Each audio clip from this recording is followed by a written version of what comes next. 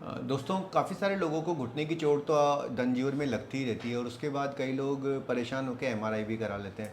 और एमआरआई पे कभी ना कभी grade 1 meniscus, grade 2 meniscus, osteochondral lesion, partial ACL tear, ACL sprain, ऐसे बहुत सारी चीज़ें आ जाती है। लेकिन जब आप कई जगह ओपिनियन लेते हैं तो आपको ऑपरेशन की सलाह दी जाती है या फिर ये बोल दिया जाता है कि आप दौड़ना भागना मत, इस पैर पे वजन मत लेना, और अगर आप मेनिस्कस को रिपेयर नहीं कराओगे तो आगे जाके दिक्कत आ जाएगी। तो पेशेंट इतना डर जाता है कि पैर पे वजन देना ही बंद कर देता है। दोस्तों मैं आपको बताऊँ 99% केसेज़ में तो ऑपरेशन की ज़रूरत होती भी नहीं है, क्योंकि मेनिस्कस में जैसे मैंने आपको बताया कि ऑपरेशन की ज़रूरत तभी पड़ती है जब पेशेंट की या तो बार बार लॉकिंग होने लग जाए या फिर हम एसीएल की सर्जरी करते हैं, तब अगर हमको लगता है कि मेनिस्कस टीयर है तो हम उसको उस टाइम रिपेयर कर देते हैं।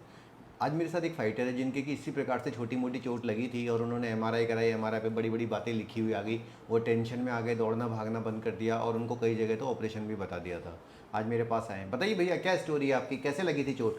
सर हम अपने यहाँ गांव में मतलब नवरात्रि का मूर्ति विसर्जन करने जा रहे थे, तो पैर से धक्का लग गया था, तो हमारा जो घुटना था वो मुड़ गया था पूरा। ओके। तो हमने अपने यहाँ एक लोकल डॉक्टर को दिखाया, वो हमारे प्लास्टर चढ़ा दिए, 1 महीना प्लास्टर लगा दिए। तो उस दोस्तों मैं तो हमेशा ही मना करता हूँ कि लिगामेंट की चोट में प्लास्टर तो लगाना ही नहीं चाहिए, क्योंकि उससे घुटना जाम हो जाता है और बेंडिंग की दिक्कत आती है। फिर आपका घुटना मुड़ गया था, कोई दिक्कत आई? नहीं, फिर ऐसा कोई दिक्कत नहीं है। फिर हम जब प्लास्टर कटवाए तो उस पर सूजन गया नहीं था मेरा। तो डॉक्टर बोले इसको एमआरआई करवाना पड़ेगा, एमआरआई करवाओ। तो मैंने गया अपने यहाँ आजमगढ़ में, एमआरआई करवाया। ठीक है। और एमआरआई में सर उसमें लीगामेंट में मेनिस्कस टीयर में फ्रैक्चर आया। तो मैं आया, एक डॉक्टर को दिखाया, वो ऑपरेशन के लिए बोल रहे थे। तो मुझे सर सही नहीं लगा कितना ऑपरेशन। मतलब वहाँ पे एक एक्सपेंस बताया जा रहा था ऑपरेशन का खर्चा?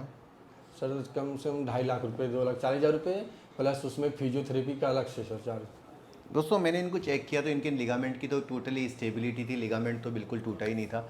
एमआरआई की फिल्म्स भी, क्योंकि रिपोर्ट में नहीं जाना चाहिए और फिल्म्स पे देखना चाहिए, तो फिल्म्स में भी कुछ टूटा नहीं था। एक बार आप वहाँ से चढ़ के कूद के दिखाओगे? जी सर। अभी इतने ज़्यादा डर गए थे दोस्तों कि काफ़ी हिम्मत देनी पड़ी तब जाके अब ये कूदने लायक बने हैं।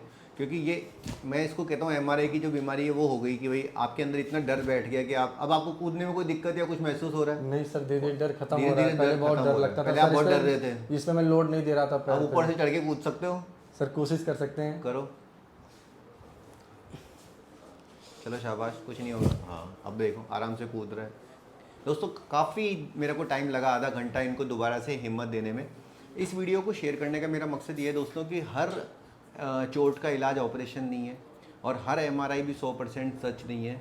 और एसीएल का ऑपरेशन या मेनिस्कस का ऑपरेशन अगर सिर्फ एमआरआई देख के ही करना होता फिर तो एक्सपर्ट बनने की कोई ज़रूरत ही नहीं थी। वो तो आपको टेक्नीशियन भी बता देता कि आपको ऑपरेशन लगेगा कि नहीं लगेगा रिपोर्ट को देख के।